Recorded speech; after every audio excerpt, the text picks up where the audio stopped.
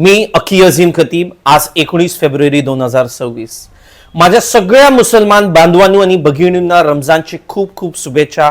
आज पहिला दिवस होता, मी रोजा ठेवलेला आणि या पवित्र महिन्यात सगळ्यांना चांगलं काम करायची ईश्वर हिम्मत दे अशी मी सगळ्यांना शुभेच्छा देताना सांगतोय. आज शिवजयंती आहे, तर सगळ्या शिवप्रेमींना शिवभक्तांना माझ्याकडून खूप खूप शुभेच्छा. छत्रपती शिवाजी महाराजांनी नेहमी लोकांना लढा कसा द्यायचं हे शिकवलेलं आहे. समाजसेवा हीच ईश्वर सेवा हे समजून मी नेहमी काम करतो आणि जनतेच्या हितासाठीच प्रामाणिकपणे काम करणारा हा छत्रपती शिवाजी महाराजांचा मावळा आहे आणि मी नेहमी काम करत राहणार जनहितेसाठी. मित्रांनो, मी फक्त बांद्राला नाही पण अख्ख्या मुंबईला जनसेवासाठी काम करतो आणि ते काम करतच राहणार.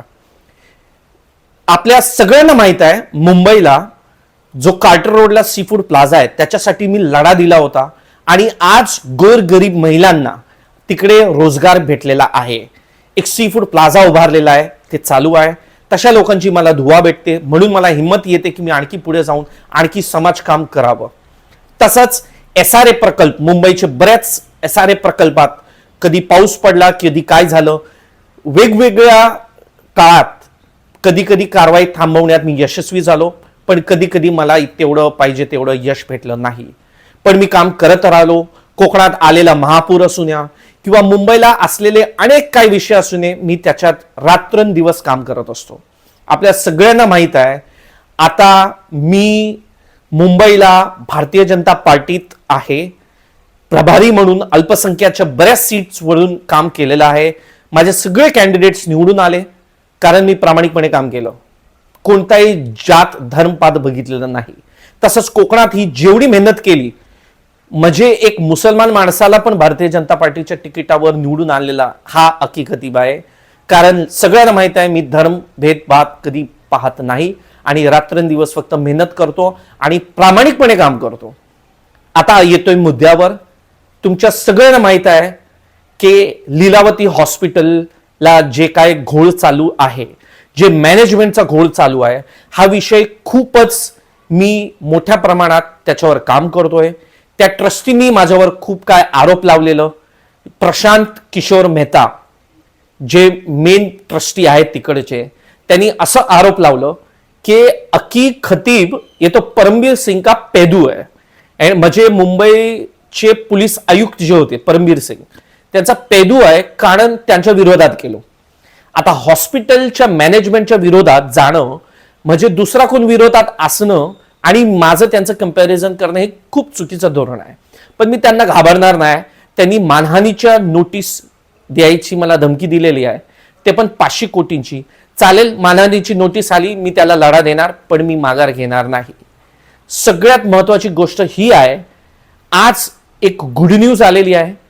आज पवित्र रमजान महिन्याच्या पहिल्या दिवशी आणि आज शिवजयंतीच्या दिवशी एवढी चांगली गुड न्यूज आलेली आहे, ते मला तुम्हाला सांगू इच्छितो, म्हणून हा व्हिडिओ बनवतोय. तो मुलगा जो होता, ज्याचं अर्धी बॉडी मिक्सर, सिमेंट मिक्सरला ठेचली गेलेली, त्याला त्याच्या बेडसाठी हे लढा मी सुरू केलेला होता आणि मोठ्या लीलावती, मशहूर लीलावती हॉस्पिटलच्या विरोधात काम करायला सुरू केलेला होता. त्या लीलावती हॉस्पिटलनी खोटं बोललं होतं की ते पेशंट आमच्याकडे आलेच नाही, हे नाही, ते नाही, आत्ता अर्ज आलेला आहे. त्यांच्यावर एवढं दबाव तंत्र वापरलं गेलं की आज त्यांच्याकडे काहीच पर्याय राहिला नाही. आणि काल त्या मुलाला हॉस्पिटलला, लीलावती हॉस्पिटलला त्या मुलाला ऍडमिट केलं गेलेलं. पुढचं 2-3 महिने जे काय उपचार होणार आहे त्याला 100% मोफत रकमेत ते उपचार त्याच्यावर होणार आहे. मित्रांनो, हे दबाव तंत्रमुळे झालोय. तुमच्या आणि माझ्यासारख्या लोकांच्यामुळे हे शक्य झालेलं आहे. उद्या तो मुलगा, त्याची स्किन परत आली, तो व्यवस्थित हॉस्पिटलवरून बाहेर येणार, तर त्याचं क्रेडिट फक्त मला नाही जात, तुम्हालाही जातो. कारण तुम्हीही कॉमेंट्स आणि मेसेजेस आणि ह्याच्याद्वारे काही ना काहीतरी शुभेच्छा देणं किंवा सहकार्य करतात. मित्रांनो, आज एक गरीब मुलाचं उपचार लीलावती हॉस्पिटलला चालू आहे. तसंच आपल्या सगळ्यांना माहित आहे, मशहूर अभिनेता सलमान खानचे वडील सलीम खान साहेब, तेही लीलावती हॉस्पिटलला उपचार घेत आहे, व्हेंटिलेटरवर आहे. तर आपण सगळ्यांनी त्यांच्यासाठीही प्रार्थना करूया की तेही खुशाल हॉस्पिटलवरून बाहेर येतील आणि आपल्या घरी पोहोचतील. मित्रांनो, हॉस्पिटल म्हणजे मेडिकल हेल्थकेअर हे अधिकार आहे, हा लक्झरी नाही आहे. आणि बऱ्याच लोकांना शंका आहे की लीलावती तर प्रायव्हेट हॉस्पिटल आहे. तो प्रायव्हेट हॉस्पिटल नाही. लीलावती एक पब्लिक ट्रस्टचं हॉस्पिटल आहे. त्या ट्रस्टला जनतेचे पैसे जातात आणि जे काय, कारण ते शासनाच्या जमिनीवर हॉस्पिटल आहे आणि ते ट्रस्टचं हॉस्पिटल आहे, म्हणून जे काय प्रॉफिटचे पैसे येतात त्याच्यानी कोणाला मर्सिडीज किंवा BMW गाडी खरेदी करायचा हक्क नाही. कोणत्याही मॅनेजमेंटला ते हक्क नाही. ते पैसे गोरगरिबांच्या इलाजाला जायला पाहिजे. मित्रांनो, हे समजून घ्या की हेल्थ केअर हे लक्झरी नाही आहे, हे अत्यावश्यक गोष्टी आहे. हे सरकारची जबाबदारी आहे तुम्हाला पुरवून देणं. म्हणून हे हक्काची लढाई आहे. म्हणून हे लढाई मी लढतोय. त्याच्यात मी तर माघार अजिबात घेणार नाही. किती खटले माझ्यावर दाखल होऊ द्या, पण मी माघार घेणार नाही. 500 कोटीचा जे दावा माझ्यावर करणार आहेत मानहानीचा, त्याला मी घाबरणार नाही. आणि जे मेहता परिवार आहे त्याच्यात चारुबेन मेहता आहे, प्रशांत मेहता आहे, राजीव मेहता आहे आणि जितकेही ट्रस्टीज असणार त्यांच्या विरोधात हे लढा मी लढत राहणार. माझा अर्ज DCP जे आहेत त्यांना दिलेला आहे, मुख्यमंत्र्यांना दिलेला आहे आणि चॅरिटी कमिशनर असू नये, आरोग्य मंत्री असू नये, सगळ्यांच्याकडे माझा अर्ज दिलेला आहे. मी त्याचा पाठपुरावा घेणार आहे.